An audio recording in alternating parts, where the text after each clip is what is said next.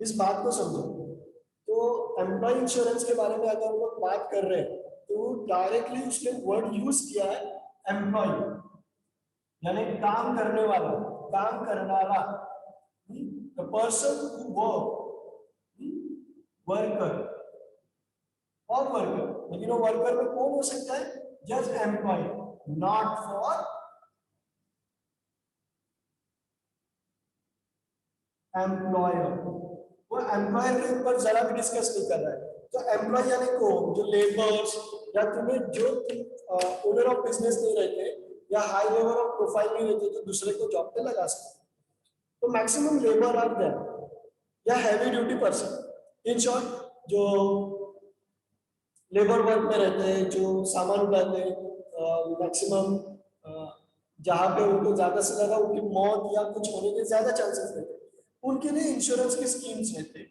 अब ये इंश्योरेंस के स्कीम कौन रहता है? तो ये इंश्योरेंस टू टाइप्स के रहते हैं। एक company insurance, second salaried insurance. Company insurance यानी कौन सा इंश्योरेंस? जिसमें कंपनी तुम्हें प्रॉमिस करती है कि हम तुम्हारा इंश्योरेंस निकालेंगे। और दूसरा सैलरी, यानी तुम्हारी सैलरी से तुम्हारी इंश्योरेंस की अमाउंट डिडक्ट की जाती है फॉर दिस जॉब। अब इन दो बातों में एक बात ट्विंस है। क्या है कि दोनों जगह पे इंश्योरेंस तो निकलने वाला है और बेनिफिट इंश्योरी को होने वाला है जो इंश्योरेंस निकालेगा। बट द प्रॉब्लम इज कि अगर इंश्योरेंस वही एम्प्लॉय निकाल रहा है खुद की लाइफ का, तो उसको सैलरी कितनी मिलनी चाहिए, और फर्म निकाल रही है तो सैलरी कितनी मिलनी चाहिए। ये दो अलग बातें होती हैं। अब इन बातों को डिस्कस करने के लिए ये लॉ बनाया गया है। तो सबसे पहले इस लॉ में उन्होंने डिस्कस किया है कि what types of insurance are there. Life insurance, life insurance के बाद उनके हेल्थ इंश्योरेंस है, कौन सा इंश्योरेंस दिया जाएगा, और अगर दोनों इंश्योरेंस देंगे तो ऐसा कौन सा काम कर रहा है कि कितनी सैलरी दे। ऐसे बहुत से पॉइंट यहाँ पे, बहुत से पॉइंट यहाँ आते हैं। और ये इंश्योरेंस कौन से टाइप का होना चाहिए? Limited time insurance, working hour insurance, group insurance या non group insurance, individual insurance. ये बहुत सी बातें यहाँ पे सामने आती हैं, और इन सामने आने वाले पॉइंट्स को कवर किया जा रहा है इस चैप्टर में, जिसे कहा गया है एम्प्लॉय स्टेट इंश्योरेंस एक्ट। तो जब मैं कॉलेज लाइफ में था, तुम्हारी तरह सीख रहा था, तो मैं एसवाई सेकेंड ईयर में था, उस वक्त मुझे एक बात बताई गई कि स्टूडेंट का इंश्योरेंस होता है, स्टूडेंट का इंश्योरेंस होता है। तो आई एम शॉक कि हमारा इंश्योरेंस होता है तो हमें कुछ भी मिल सकता है कि कॉलेज टाइम में कुछ हो गया टाइम ऑफ लेक्चर को, बट उसकी अमाउंट कितनी है और हमें कितना मिलेगा। तो हमारे इंश्योरेंस के प्रोफेसर ने हमें बताया, तो insurance of each person 49 rupees, her person का 49 रुपीज का इंश्योरेंस है। और 4,90,000 अगर तुम्हें कुछ हो गया, एज पर यूनिवर्सिटी रूल, तुम्हें कुछ हो गया तो तुम्हें 4,90,000 कॉम्पेंसेशन के तुम्हारे घर पे मिलेंगे। Are you getting? लेकिन उसके नॉब्स हमने जब कैलकुलेट किए इंश्योरेंस की उस किताब में, क्या रूल्स है, तो पता चला कि वो कैंपस में होना चाहिए, अगर लेक्चर ऑफ है तो लाइब्रेरी में ही दिखना चाहिए, लेक्चर ऑफ नहीं है तो उसको स्टडी करनी चाहिए, लेक्चर में ही रहना चाहिए, वो गर्लफ्रेंड या बॉयफ्रेंड के साथ किसी साइबर या कैफे में नहीं मिलना चाहिए, इन ऑफ ड्यूटी नहीं रहना चाहिए, विद आइडेंटिटी कार्ड्स रहना चाहिए, विदाउट आइडेंटिटी कार्ड नहीं रहना चाहिए। ऐसे नंबर ऑफ नॉब्स आएंगे, बैंक को 4,90,000 मिलने वाले थे, जो हमारे लिए पॉसिबल नहीं है। ना हम हमारे फ्रेंड्स के बगैर रह सकते हैं, ना हम ऑफ करना छोड़ सकते हैं, ना हम लेक्चर प्रॉपर कर सकते हैं, ना हम लेक्चर को सताना छोड़ सकते हैं। ये सब हमारे नॉब्स है। As compare to the insurance के पैसे चाहिए, तुम मर जाओ गलती से टाइम ऑफ लेक्चर, और तुम्हें अगर 4,90,000 तुम्हारे फैमिली को मिल सकते हैं, तो तुम उस लायक ही नहीं हो कि तुम्हारे फैमिली को पैसे दिए जाए। इसी तरह ये जो मैंने छोटी बात बताई वो स्टूडेंट इंश्योरेंस की थी। सिमिलर टू इसी एक्ट को जब फॉलो किया गया तो इस इंश्योरेंस कंपनी ने ग्रुप इंश्योरेंस एम्प्लॉय के लिए पॉलिसी बनाई कि time of work if any employ become injured तो उसकी खर्च हम इंश्योरेंस से निकाल सकते हैं।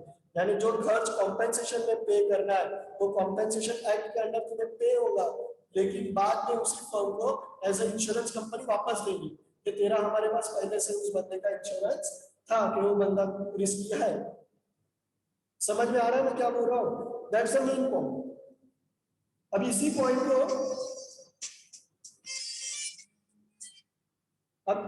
को उसने जब एक्सप्लेन किया है तो एक्सप्लेन करते वक्त उसने first objective of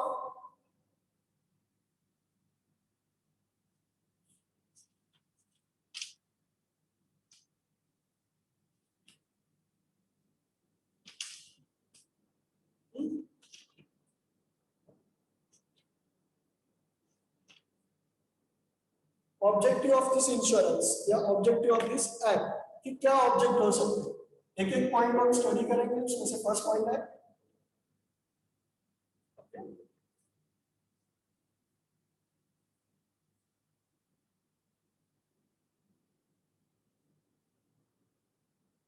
objects of this act. तो क्या ऑब्जेक्ट हो सकता है? तो ऑब्जेक्ट के बारे में बोला हुआ है ही एम्प्लॉइज। पहले उसने बोला हुआ है ही क्या होना चाहिए? एम्प्लॉय। वो एक वर्कर होना चाहिए, नॉट एम्प्लॉयर। काम प्रोवाइड करने वाला नहीं, तुम्हारे पास काम लेने वाला चाहिए।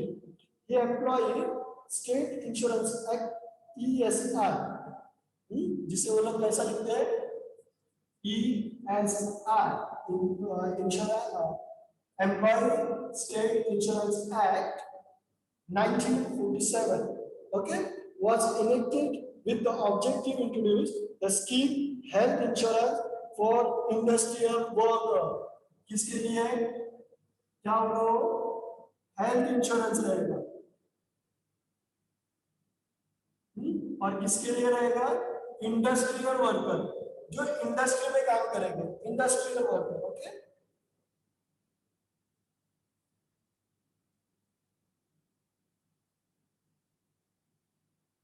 यानी तुम्हारी फर्म इंडस्ट्री एक्ट 1950 के अंडर रजिस्टर होना जरूरी है और उस रजिस्ट्रेशन सर्कल के अंडर ये हेल्थ इंश्योरेंस निकल सकता है। Company act 1956 is not a insurance company, sorry, company 1956 is not a industry, it is a company. अगर उनके पास कंपनी एक्ट के साथ इंडस्ट्रियल एक्ट भी है तो हेल्थ इंश्योरेंस के अंडर वो इस ऑब्जेक्टिव को फॉलो कर सकते हैं। दैट सेकंड ऑब्जेक्टिव उसने बोला हुआ है, the main objective of employ act was to provide to workers medical relief.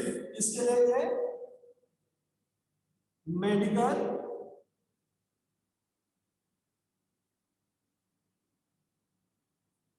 Relief. अब मेडिकल रिलीफ यानी क्या हो सकता है? Small injury as per the higher injury, time of working. Okay, sickness, cash benefit, material benefit, mentality benefit and women workers and etcetera. यानी जब तुम sickness वगैरह में रहेंगे तो वहां जो डॉक्टर का खर्चा होगा उसका 50% वगैरह खर्चा कौन उठाए? एम्प्लॉय उठाए। तो डिफाइन किया उसने इन definition, it means the labor's result is in the issue of leaving child of labor after the 26 weeks of the program pregnancy, issue of the child whether adult to death।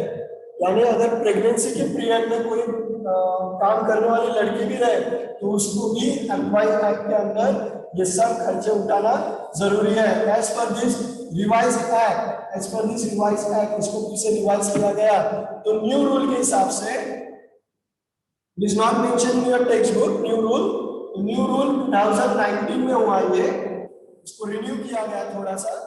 2019 में बोला हुआ है if any worker women, क्या लिखा हुआ है एक बार देखता हूँ मैं, वर्कर ऑफ वुमेन नहीं यहाँ मेंशन है। अगर प्रेगनेंसी की हालत में रहे तो फर्स्ट कंप्लीट 9 मंथ उसको बेड रेस्ट लेना है फॉर हेल्थी चाइल्ड और उस 9 मंथ की रिलीफ में उसकी सैलरी एज इट इज उसे स्टार्ट रखनी है।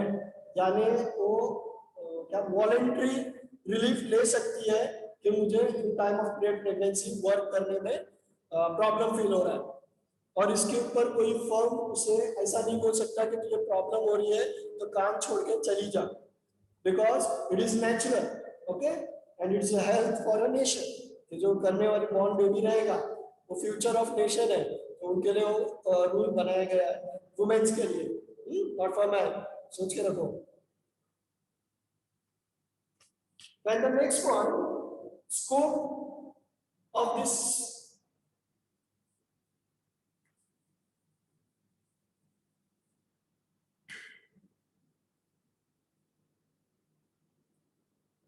scope of this act. तो स्कोप देखो क्या है, the act extend to the whole of India। पूरी इंडिया में चलने वाला एक्ट है, ऐसा नहीं कि सिर्फ महाराष्ट्र स्टेट या गुजरात स्टेट में बनाया हुआ है, ऑल ओवर द नेशन है। Okay, all over the India is applicable for the factories. Only किसके लिए फॉलो होगा? Applicable for factories, government factories but exclusive seasonal factories. But इसके अंदर seasonal factory, all over factory उसमें बोला हुआ है।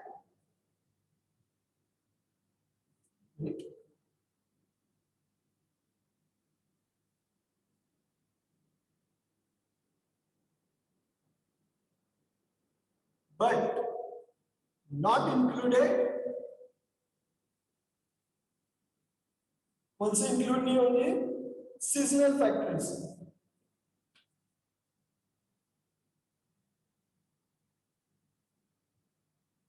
Seasonal factory are not included here. अब सीजनल फैक्ट्री इट मींस जो सीजन के जो प्रोडक्शन होता है उसके ऊपर डिपेंड होते हैं। इट मींस जूस फैक्ट्री, तो फ्रूट कब होगा? टाइम ऑफ जब बारिश होगी और प्रोडक्शन होगा तो जूस होगा, यानी रेनी सीजन के ऊपर डिपेंड है।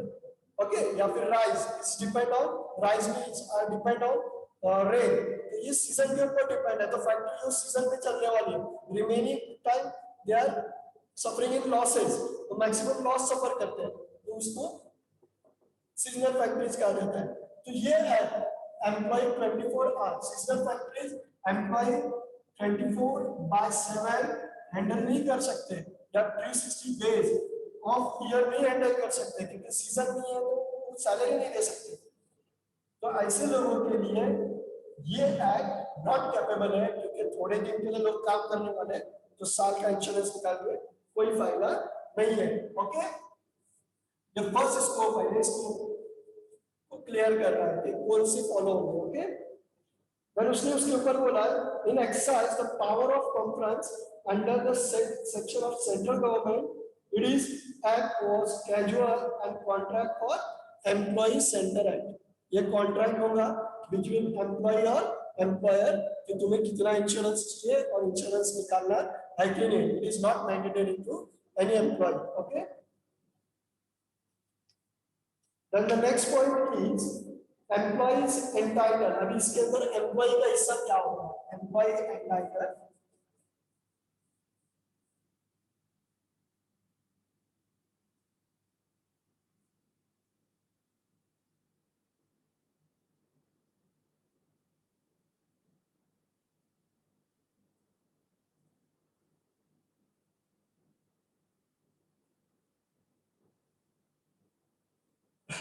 employee entitled in following case the employee has been held covered under the act।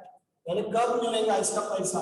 तो पहले उसमें क्या बात बोला हुआ है देखो, person employed in canteen of a club. Employ कहाँ होना चाहिए? एम्प्लॉय इन कैंटीन, कैंटीन में जहाँ पे फ्लेम होती है, यानी चूल्हे होते हैं, चाकू होते हैं, बर्तन होते हैं, बड़े बड़े बर्तन होते हैं जो सर पे गिर के हम सर फट सकता है, ऐसी जगह पे of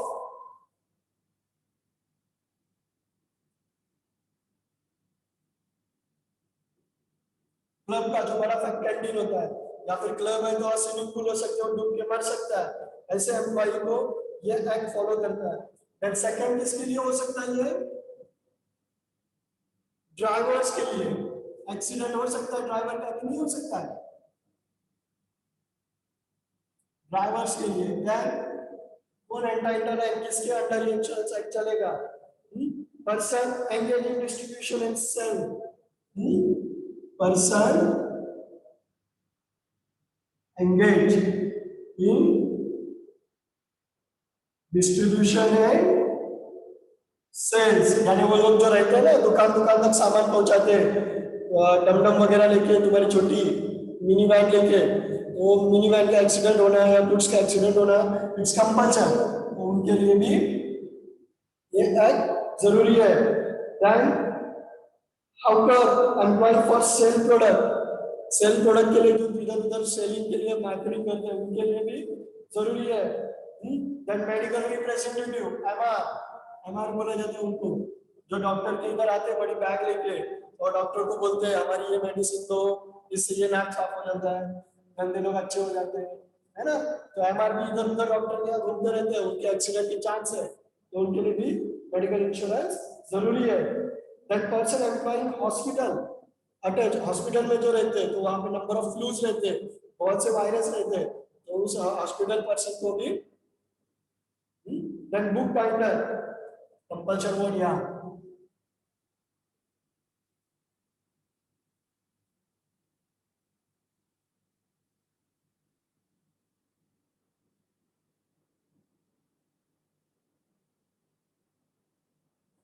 book binders, book binders है जो बाइंडिंग करते हैं, जो ज्वाइन करते हैं बुक्स को, तो नंबर ऑफ ग्लू, उसके बाद नंबर ऑफ प्रेशर्स, और कटिंग के बाद छोटे छोटे जो इसके मॉलिक्यूल्स रहते हैं वो नाक में जाते हैं, कान में जाते हैं, इससे उनके सेंस ऑफ पावर्स, देन उनकी अस्थमा वगैरह हो जाता है, इस कंपल्शन ऑन दिस ड्यूटीज। तो ऐसी जगह बुक बाइंडर्स या बुक की जो एम्प्लॉय फैक्ट्री रहेगी वहां पे भी इस इंश्योरेंस को निकालना जरूरी है। ऐसे नंबर ऑफ जगह है, तुम्हें 12th दिए हुए हैं, उसकी स्टडी तुम टेक्स्ट बुक से कर लेना, मेन 5 जो मैंने यहाँ एक्सप्लेन किया। Okay, come to the next point, entitle के बाद limit, insurance limit.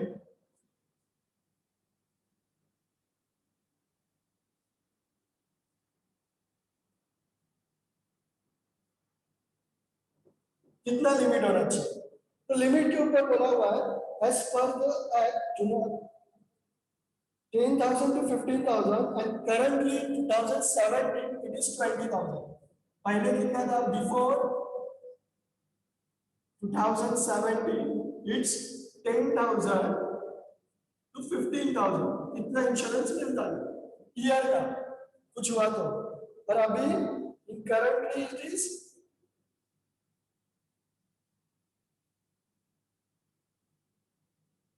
It is 21,000 तक का इंश्योरेंस तुम्हें मिल सकता है। क्यों अमाउंट इंक्रीज की गई है, क्योंकि इन्फ्लेशन इज हाई, महंगाई बढ़ रही है। Okay, a minor illegitimate son of unmarried illegitimate daughter or daughter illegitimate adopted। अब इसके अंदर किस किस को ये अमाउंट तुम यूज कर सकते हो, इसके ऊपर डिस्कस किया है। पहला, you, your wife,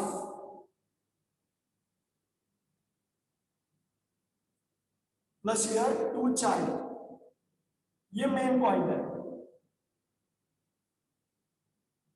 just child मत कर रहे, 2 चाइल्ड, बहुत महंगा हो रहा है। ओके, इसके साथ प्लस माइनर एज का कोई तुम्हारे पास तुम्हारा ब्रदर या डॉटर है तो उसका भी लिया जाएगा, एंड अनमैरिड सिस्टर का खर्चा भी तुम इससे ले सकते हो।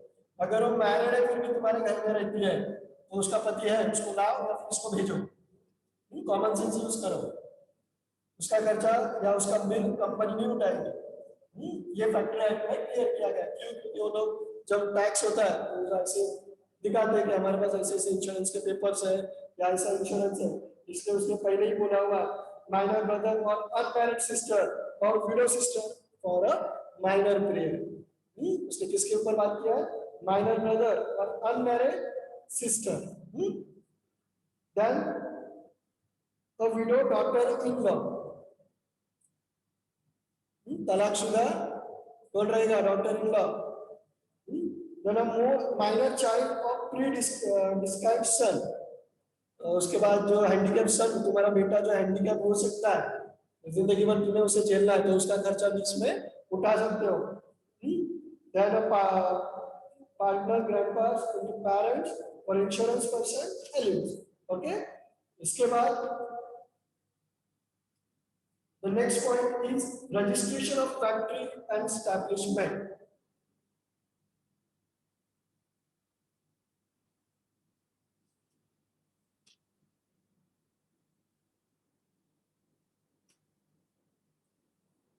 What are the benefit here? Medical benefit under this insurance limit हो गया। इसके बाद हम देखेंगे उस लिमिट में हमें मेडिकल बेनिफिट क्या मिलते हैं।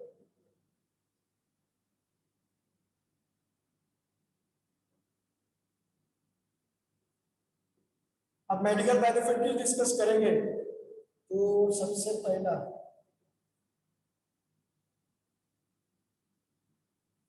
first is the Director General as employee state insurance corporation is officially the chairman of medical person. The Director General Health Service ex officer of co-chairman। कौन होगा? ex officer रहता है। Doctor का ex officer यानी municipality के जो doctor रहते हैं ना उनका हेड, जो बड़े बड़े अपने सरकारी हॉस्पिटल का बड़ा डॉक्टर रहता है वो उनका मेन पर्सन रहता है। One member which is responsible is that duty of medical benefit council is the council is depend on advice to corporation standing। तो क्या काम करते हैं? Committee on the matter related to the administration medical benefit and other work. यानी in short क्या बोल रहा है कि कुछ फैक्टरीज जो ये लॉ है तो इस लॉ के हिसाब से जो मेडिकल बेनिफिट मिलने चाहिए वो मिलने के लिए ये लोग काउंसिल तैयार करते हैं। मेडिकल बेनिफिट काउंसिल, अब ये काउंसिल क्या काम करेंगी? एम्प्लॉय के बेनिफिट का देखेंगे। अब इस काउंसिल को जो प्रिपेयर किया जाता है तो x medical officer is the greater person of medical, इसका ओनर रहता है या काउंसिल का चेयरपर्सन रहता है। वो पॉलिसीज बनाता है कि पर ईयर मेडिकल में हमें क्या मिलना चाहिए क्या नहीं मिलना चाहिए और उस हिसाब से वो होते रहता है। अब जब ये होता है तो इनकी जो वर्क्स रहते हैं ये कौन डिसाइड करता है? Council chairperson. उसके बाद उसके को पार्टनर रहते हैं, 6 लोगों की मेंबरशिप रहती है। They makes the policy and advice to firms, के फर्म को एडवाइस करते हैं कि तुम्हें सेफ्टी के कौन कौन सी चीजें तुम्हारे इसमें रखना चाहिए, फायर एक्सटेंशन रखना चाहिए, हेलमेट यूज करना चाहिए फॉर एम्प्लॉइज, उसके बाद सेफ्टी जैकेट पहनना चाहिए कि उनको कोई हजार्डस ना हो। विदाउट एनी ड्रेसिंग कोड तुम किसी को अंदर एम्प्लॉय को मत भेजो, पता नहीं कौन सी मशीन कब क्या हजार्डस कर दे, रिस्क मैनेजमेंट कर दे और उस हिसाब से तुम्हें उसका काम करा के लेना है। और टाइम ऑफ वर्क तुम्हें इस बात का भी ध्यान रखना है कि उनको कोई लॉस ना हो और वो लॉस हायर सफरिंग ना हो।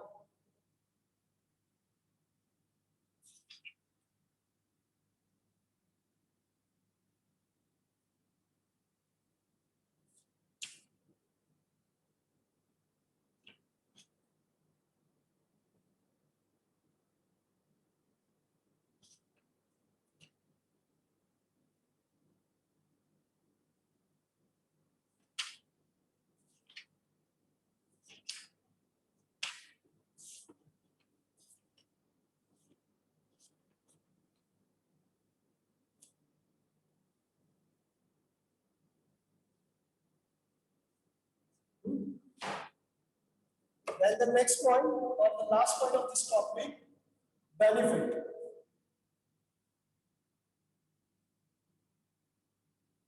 Of law.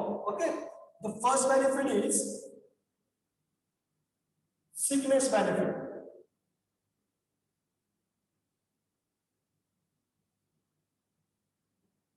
सिकनेस का यानी तुम अगर सिक हो तो तुम क्या बेनिफिट उठा सकते हो इस लॉ का?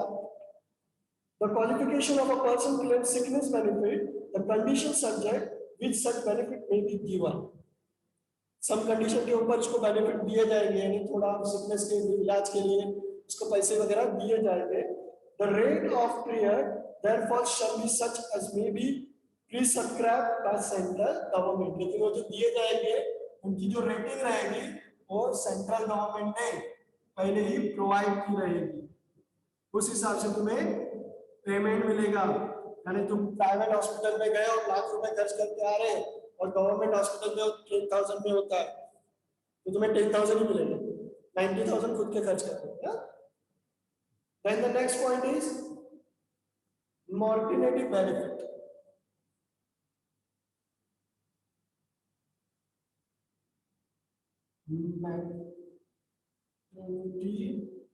बेनिफिट, अब क्या बेनिफिट हो सकता है इसका? An insurance woman shall be the qualified to claim the maternity benefit for a complemental occurs in expected occurs benefit period if the contribution were payable for not less than 70 days, initial procedure and two consecutive contribution in period. The obtained benefit insurance woman must be certified pregnancy. Maternity में क्या होना चाहिए तुम्हें pregnancy certified करनी चाहिए उस औरत ने और उस सर्टिफाइड प्रेगनेंसी के अंडर उसको उसका बेनिफिट लेना है। तो बेनिफिट क्या है जो छुट्टी मांग सकती है और हेल्दी बॉर्न बेबी के लिए जो कुछ खर्चा होता है तो गवर्नमेंट के एलोकेशन के हिसाब से उसको दिया जाएगा। मैच्योरिटी बेनिफिट इंश्योर वुमन अपने पीरियड ऑफ 26 वीक कितना है 26 वीक के अंडर हो मांगना चाहिए और उससे पहले बाद में अगर मांगेंगी तो इट्स नॉट गुड और उसको उनका बेनिफिट नहीं दे सकते। देन डिसेबिलिटी बेनिफिट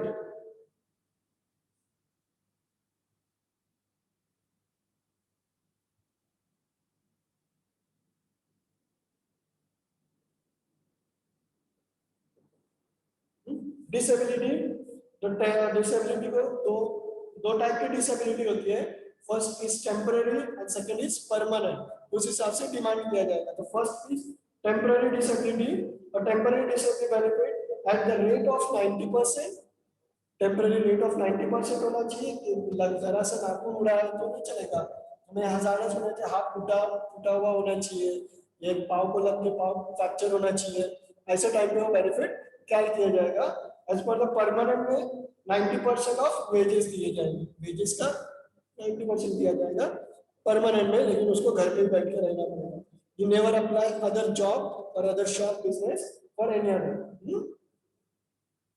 और ये कब होना चाहिए if accident happen time of work. Accident happen time of work. अगर एक्सीडेंट हैपन ही नहीं हुआ ही नहीं है तो तुम्हें नहीं दिया जाएगा। ओके देन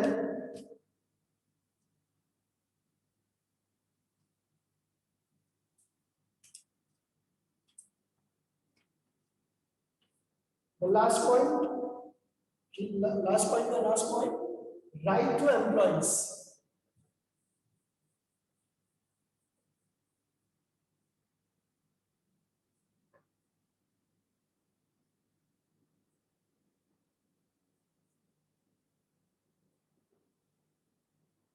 अब ये देते हुए कुछ एम्प्लॉयर यानी जो देने वाला तुम्हें उसके भी राइट्स है। तो क्या है right cover to employ share contribute from his wages कि उसके वेजेस से भी थोड़े से ईएसआई काटा जाए। जो हम सैलरी देंगे एम्प्लॉय को उसके एम्प्लॉय से 50% 10% कुछ तो काटा जाए for future benefit. The right to discharge any employ after giving the required requesting the notice provide to the term और उसके ऊपर एक नोटिस बनाई जाए वो नोटिस रीड की जाए। नोटिस क्या होगी देखो if the employee has been received for temporary disablement benefit for the contribution period for 6 months। Temporary होगा तो उसके लिए कंट्रीब्यूशन कितना लेंगे 6 मंथ का लेंगे और परमानेंट के लिए पर एनम 90% तुम्हें सैलरी देंगे 10% तुम्हारे वेलफेयर के लिए यूज करते हैं। वैसे एम्प्लॉय के राइट है तो claim the medical can be benefit allowed in according to the benefit act of employ state insurance policy. Okay all of you यहाँ पे ये टॉपिक एम्प्लॉय स्टेट एक्ट 1948 खत्म होता है and your second module is over.